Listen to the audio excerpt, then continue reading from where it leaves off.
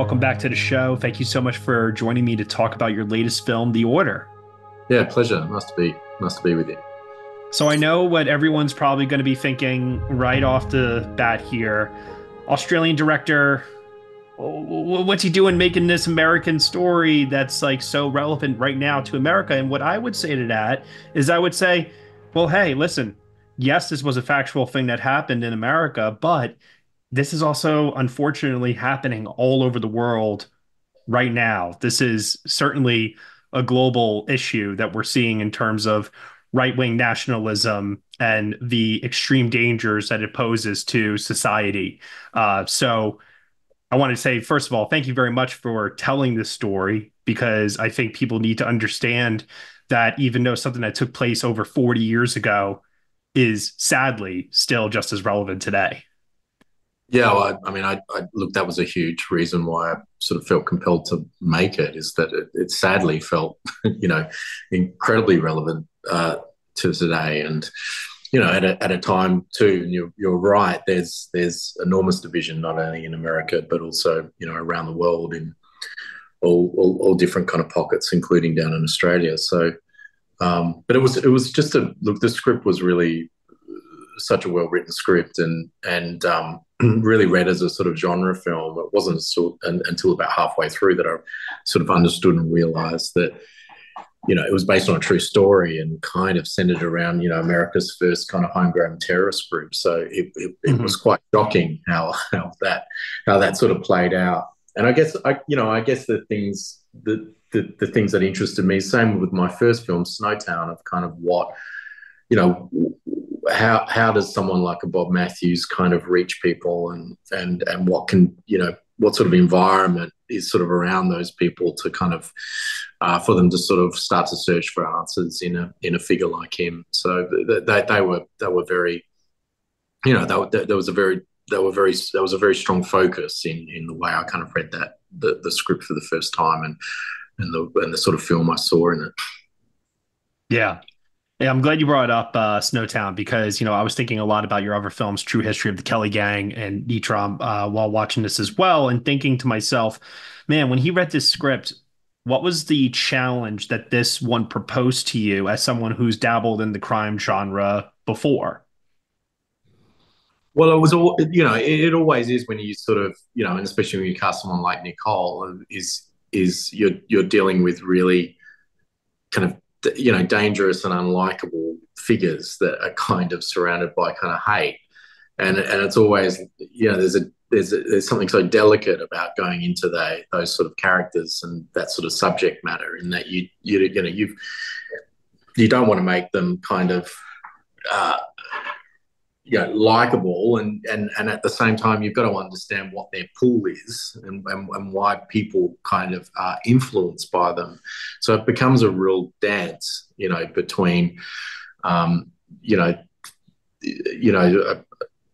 that sense of not wanting a kind of empathy towards a character like that, but at the same time kind of wanting to understand their likability, and what draws them to people. So that was probably the biggest thing to navigate. And then there's always this sort of sense of respect and trying to honor a true story and trying to be, as dignified as possible to the real events. And that's all. There's always a kind of pressure on that as well. So Yeah.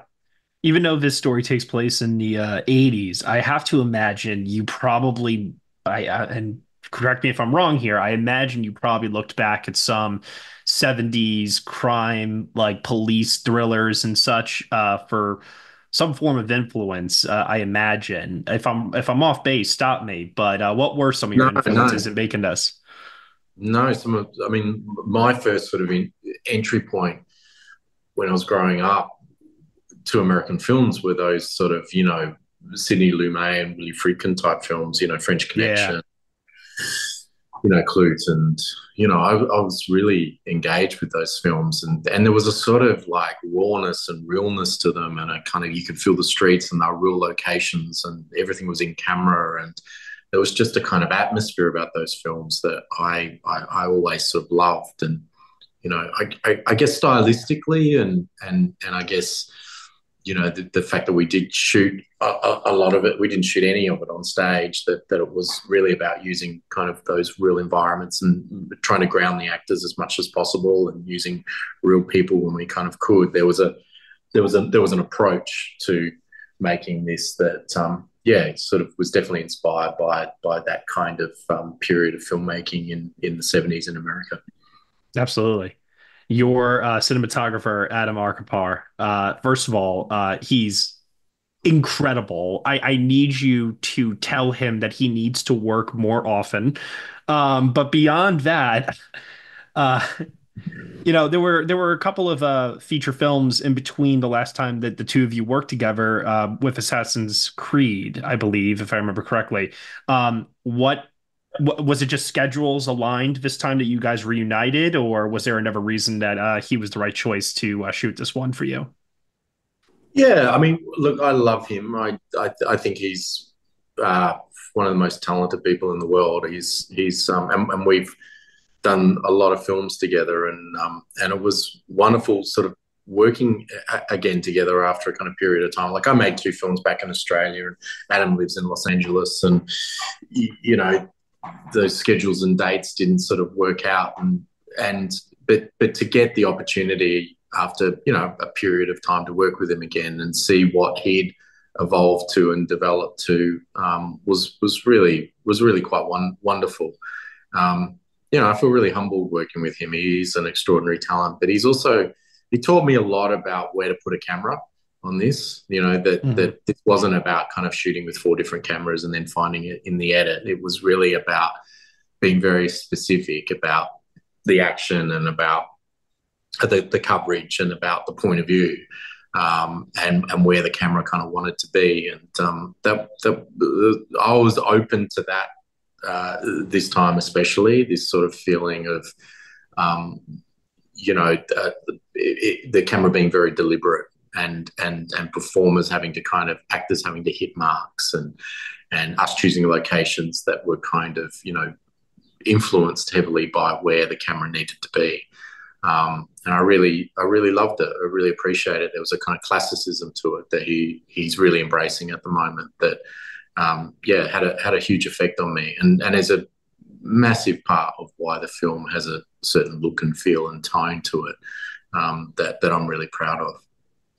I was thinking a lot about just the wide framing of this movie and how expansive it was, and my own like subconscious thought was, man, I wonder if the vastness of this is supposed to be communicating to me how far and wide this ideology has spread itself like throughout all parts of the world, as we were saying before. I'm not sure if that was exactly like what was on the mind, but that was what occurred to me when I was thinking about like how this film was shot, how it was presented. And one of the things that you bring up here that I think is very, very fascinating is, so you have a lot of these sequences outdoors involving shootouts, on foot chases. Uh, I have to imagine you use multiple cameras for shooting those scenes. Am I right? Or am I, or no? Well, there were most of the time, no. I mean, there was second cameras at times too, but they were very deliberate. Like there was one, the first camera really held everything. It wasn't like the second camera was trying to fit into something. Like we were always very, very specific about when we did have a second camera about where it should be, and that it should be treated almost like a single camera. Yeah. Not sort of sweeping up coverage.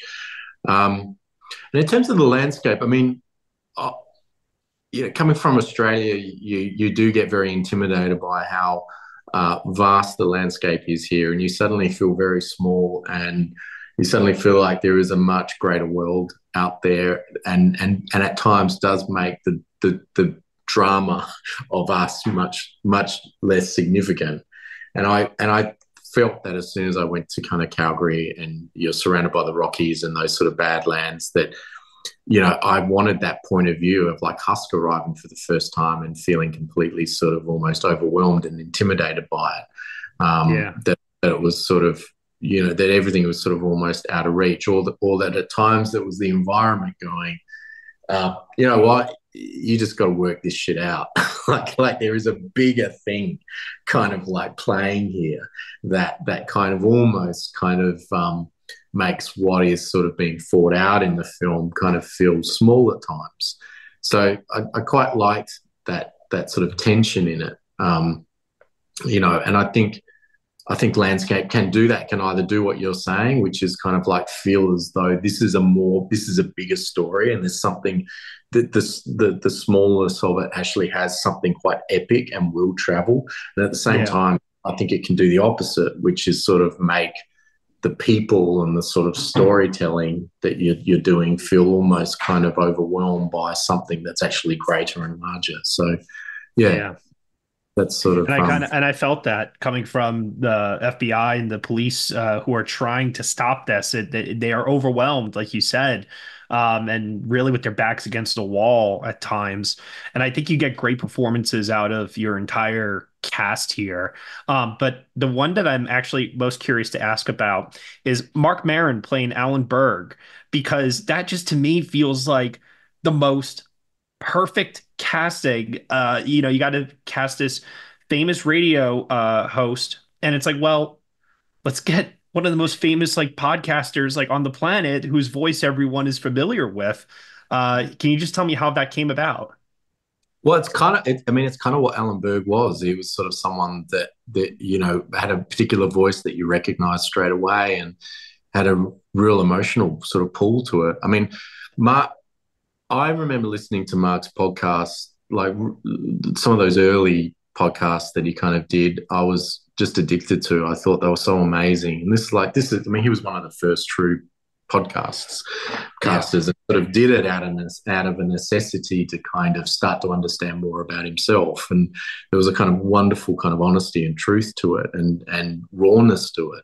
So I was actually probably the most intimidated by him because I was a serious kind of fanboy of his, his work and his comedy, and I instantly thought that, yeah, that it just made complete sense to sort of reach out to him. And fortunately, he knew a lot about Alan Berg and could understand and see why it was important for him to play Alan Berg, and that there was obviously a lot that Mark could tap into, and kind of understand and have an empathy for.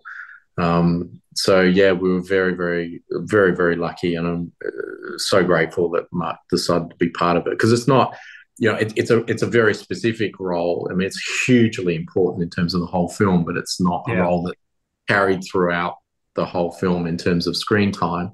So, for him to be involved like that and bring such, dignity to that character, it was really great. He's a wonderful actor. He really is. I really hope he does more and more, which I know he will. But he's a really wonderful, wonderful actor. Yeah.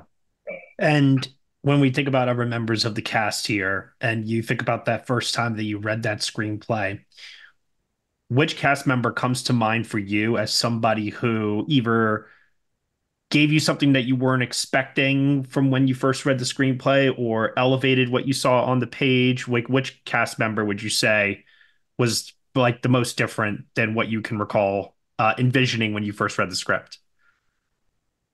I think there's something like there wasn't a huge, deliberately from Zach, there wasn't a huge amount on the page in regards to Husk and his backstory and kind of who he was. I mean, we really were inspired, and Zach was, of sort of, those sort of characters from those films in the 70s where, that the character plays out within the action of the film. You don't kind of get these huge backstories. There's always this wonderful kind of mystery sort of to them that actually adds to kind of why they're so sort of watchable. So I think what Jude created there and then within those scenes, and hinting at a kind of past, and I guess it was so different from anything that I'd seen him sort of done before, that there was sort of something in the way he approached that, and I guess what's ended up on screen in terms of this sort of very hard lived-in version of Jude, that you can really kind of feel the years of being on the job as an FBI agent in New York, especially through a pretty kind of challenging time in the 70s and 60s and 70s. I think that was, it was really great how he sort of embraced that sort of look and feel. I mean, I do these sort of little manifestos with the actors where I kind of get them to do things, but like before we start that are, and with Jude a lot, it was kind of like, you're not sleeping well. And he's go, oh, I've got two young kids at the moment. So that, that makes a lot of sense. But I could just see he sort of started to, just sort of lean into a more difficult life and putting his body through stuff a bit more. And you can feel that on the screen, he's there's a kind of weariness to him that's actually really engaging and likable. Yeah. No, you're definitely right about that for sure. Walk me through logistically what was the most challenging scene to shoot. Well, I think collectively those heists were really hard to do within the time that we had. I mean, we were sort of shooting them like within a day, and they were extremely, Wow. yeah, they were extremely complicated, and we had to be very, very specific, and because you don't get a huge amount of money and schedule time to make these sort of films anymore. Even though 10, 15, 20 years ago, these would be like a blockbuster. These Yeah. sort of films. But they're now kind of like these independent, kind of films, which is very strange considering they very firmly sit within this sort of genre thriller. But they were really tough. And look, I think the day that Nick had to kind of, influence that congregation of other people at that Aryan Nation rally, I think that there's just, we shot that really quickly, and I wanted it to feel as sort of spontaneous and as live and as sort of fresh as possible. So that it suddenly felt like the artifice of the making of a film is always present, and you stop and you're going to have lunch, and you're kind of like, you're always sort of aware that you're sort of making a film. But because of how fast we shot that, and because of the amount of people, there was something about that was really confronting, I think, for Nick and also for me, and just sort of seeing how quickly someone with influence like that can kind of start to create an energy, and it's a very confronting one. Yeah. It's definitely, I think, probably for me, the most terrifying scene in the movie is, like you said, depicting somebody who is that charismatic, who can get that many people to follow him, and fueled by that rhetoric and just that doctrine. It's terrifying. Yeah, yeah, And one of the things that I think that helps with that mood is your brother Jed's music for the film as well. He's worked with you a number of times at this point, but can you tell me what you wanted from him as far as establishing that mood and that atmosphere for the order? yeah. Well, I guess there was two things. I mean, straight away we were really curious about a theme, and like thinking about sort of those sort of films from the 70s, especially those Americana films, that there was always a really kind of solid sort of theme, and there was something kind of quite classic with it. So we sort of developed that quite quickly, and it had a slight sort of Western feel about it. A guy driving into town from out of town and sort of arrives at this place, and this landscape's kind of so overwhelming, and it's kind of, there was definitely a kind of feeling of what is that, and Jed found these sort of amazing kind of sounds and bends that sort of felt as though the landscape was sort of part of that instrumentation. And then it was sort of like, how do you find a really organic and interesting way of supporting the heist scenes, the action scenes, that isn't just kind of the usual kind of filler, and that was really a real challenge of sort of trying to find that energy that it needed, but at the same time that it felt sort of distinct to the world and to the locations and to the story. So that were the two things that we're sort of wrestling with. But he's brought a lot of sort of point of view in that film.